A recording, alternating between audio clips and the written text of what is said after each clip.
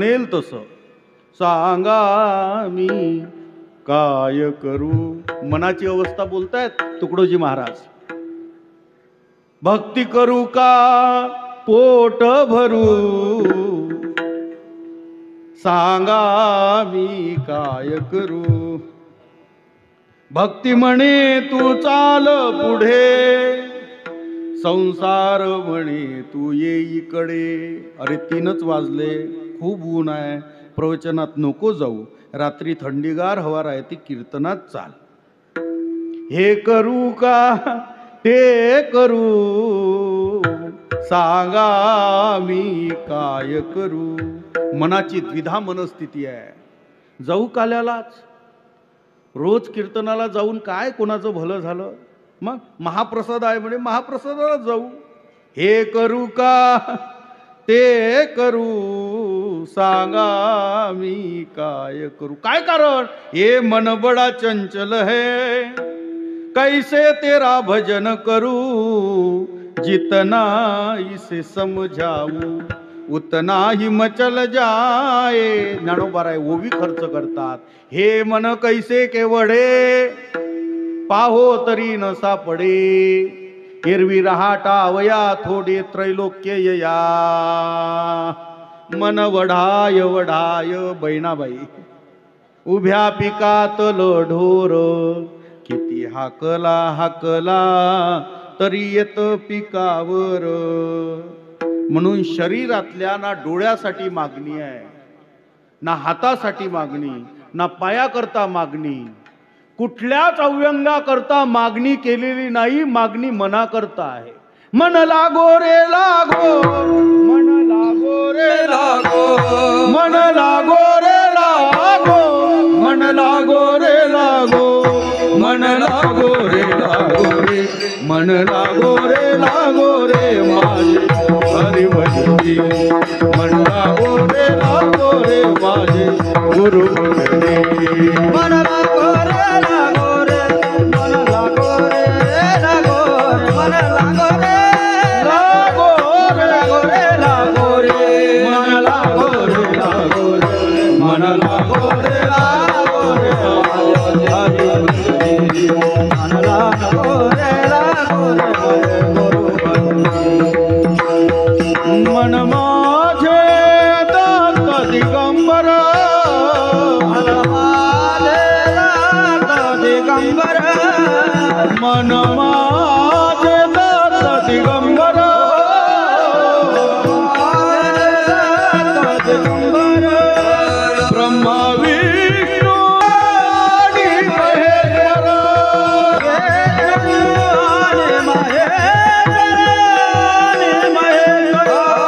मन लागो रे लागो, मन लागो रे लागो, मन लागो रे लागो रे, मन लागो रे लागो रे, मन लागो रे लागो रे माझे गुरु भजनी. मन लागो रे लागो रे माझे गुरु भजनी. मन लागो रे लागो रे, मन लागो रे लागो रे, मन लागो रे, मन लागो रे लागो रे, मन लागो रे लागो रे माझे गुरु भजनी. मन लागो रे लागो रे माझे मन लागो रे लागो रे माझे गुरु भजनी. मनाकरता प्रार्थना आहे भाऊ. हे मन बिलिंदर आहे का हो. महाप्रसादात गेले होते ना, हो जेवलो, पण जरा डाळ भाजी ना तिखट नव्हती, रस्सा बरोबर नव्हता. मग चला शेतात. हे मन बिलिंदर आहे ना, याला महाप्रसाद जीव देत नाहीये, वावरात घालतं हे मन. लय बिलिंदर मन आहे. आणि मग मनाच्या मागं जायचं नाही. सर्वेच्या मागं जा, मनाच्या मागं गेले ना लय बिलिंदर मन. मन लय भयानक आहे. मनाला मित्रच करू नका. मन ताब्यात घ्या, त्याला सेवक करा, त्याला दास करा, त्याला मित्रत्व भाव नका देऊ. मनाला मित्रत्व भाव दिला का तो मित्राची शपथ देतो, भलतीकडेच घेऊन जातो. मग मनाला दास करा. आणि मनाला एकदा दास केलं, आता कोठे धावे मन तुमचे चरण देख लिया. ज्याप्रमाणे माशी एकदा विस्तवावर बसली का पुन्हा उठत नाही, तसं मन देवाच्या पायावर समर्पित केलं का पुन्हा उठायला नाही नको, असं मन मिलिंदर आहे. म्हणून एकाग्रता मनाची, त्याचं नाव अवस्था. आणि तुकोबरायांना मनाची अवस्था लागली, मन एकाग्र झालं. एकाग्र झालेलं मन भगवंताची भक्ती करत असताना देवाशी संबंध जोडला. तुझी एक आशा लागली या मना,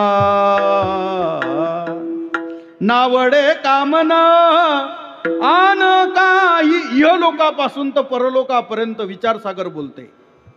इहलोकापासून म्हणजे पृथ्वी लोकापासून तर परलोकापर्यंत म्हणजे स्वर्गलोकापर्यंत जेवढे भोग आहे, त्या भोगाच्या इच्छेच्या त्यागास वैराग्य म्हणतात.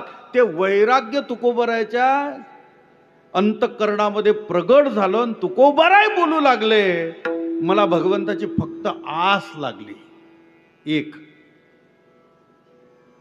ते वैराग्य प्राप्त झालं. ज्ञानोबाराया समोर अष्टभोगाचं जेवण ठेवलं. गणू वाजे गुण गुना, वारावा हे ऋण जुना, भवतारू कुहा काना, वेगी भेटवा का. चांदवो चांदणे, सापे ओ चंदनू, देवकी नंदनू विना नावडे ओ. देवकी नंदनू विना नावडे ओ. चांदवो चांदणी, सापे ओ चंदनू, चांदवो चांदणी, सापे ओ चंदनू. देवकी नंदनू विन न आवडे ओ. त्याच्याशिवाय काहीही आवडत नाही. संबंध जोडला, काही उदाहरणं दिले जगाच्या पाठीवर. कमळ नावाचं फूल पाहिलं तुकोबारायांनी, त्या कमळाजवळ गेले. पावसाळ्याचे दिवस आहे. या पावसाळ्याच्या दिवसामध्ये सूर्य उगवलाच नाही 15 दिवस. तुकोबाराय त्या कमळाजवळ जातात. कमळाला विचारतात, कमळा का रे बाबा वर बघत नाही, काय झालं तुला? कमळ म्हणतो, महाराज सूर्यकिरण जोपर्यंत माझ्या अंगावर पडत नाही तोपर्यंत मी प्रफुल्लित होत नाही. अरे सूर्यकिरणाचं काय लावलं? चंद्राची किरण घे अंगावर.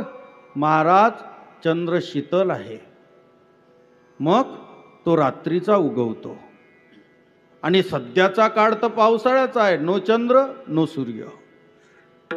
मग आमचं कुठं बळकलं? माणसाचं काहीच बिघडलं नाही ना. माणसाचं काय बिघडलं? उलट 15 दिवस जर सूर्य उगवला नाही तर बायकोला म्हणतो जरा कुरकुरीत भजे खा, जरा दमट वातावरण आहे, त्याला भजे खायचं सुचतं. याचं नाव माणूस. सूर्य उगवला काय न उगवला काय, माणसाचं बिघडलं नाही.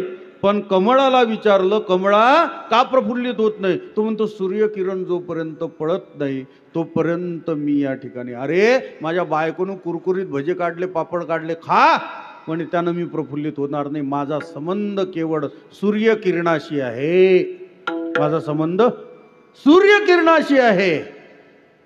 सूर्यकिरणाचा संबंध जसा कमळाचा आहे तसा तुकोबाराय म्हणतात माझा आणि देवाचा संबंध आहे.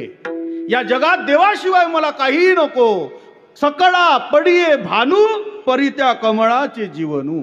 एक दुसरा एक संबंध सांगितलेला आहे. चातक नावाचा पक्षी आहे. चातक ऐकलेलं असेल आपण नाव.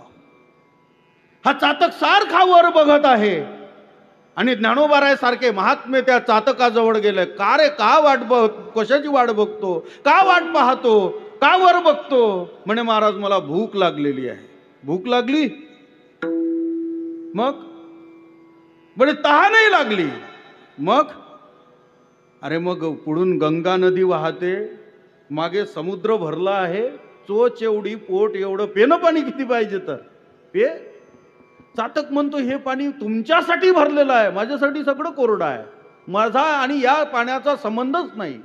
चातक म्हणू लागतो माझा संबंध केवळ पावसाळ्यातील स्वाती नक्षत्रातला जो थेंब या पृथ्वीतळावर येतो त्यातल्या थेंबानं माझी वर्षभराची तहान भागते.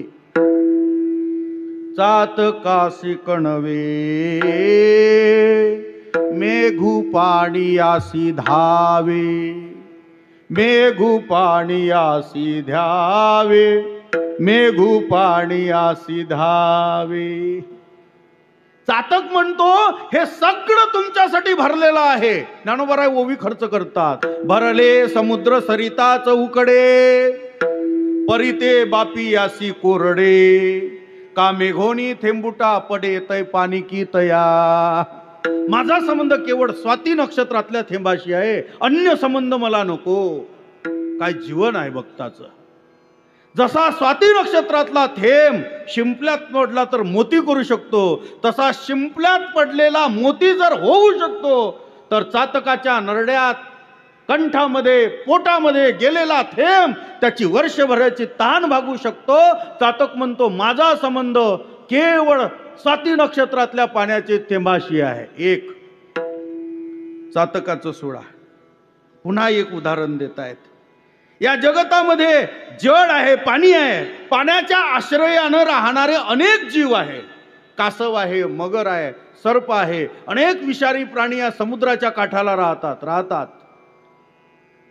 कदाचित घडूनही घडलं, तळ किंवा एखादा बंधारा आटला, दुष्काळ पडला, पाण्याचा थेंब राहिला नाही, तर त्याच्यातील काही प्राणी सरपटत जमिनीच्या आधारानं अनेक त्या ठिकाणी कुठेतरी पाण्याच्या शोधाला जाता येईल. पाण्याचा शोध घेण्याकरता त्यांच्याकडे वेळ आहे. ते स्थान सोडून दुसरीकडे ते जाऊ शकतील. सर्प जाईल, मगर जाईल, कासव जाईल. याच्यात एक प्राणी आहे, त्याचं नाव आहे मासा. समजा ते तळ आटलं, माशानं कुठं जावं? जड कोपी जडचरा, माता अव्हेरी लेकुरा. जनाबाई बोलते, जडच जर जलाच्या आश्रयानं राहणाऱ्या जीवावर जर कोपलं, तर त्या जीवानं कोणाकडे पाहावं? यातला मासा पाण्याशिवाय राहूच शकत नाही. तुकोबा म्हणतात माझी स्थिती तशी आहे. जीवना वेगळी मासोळी, जीवना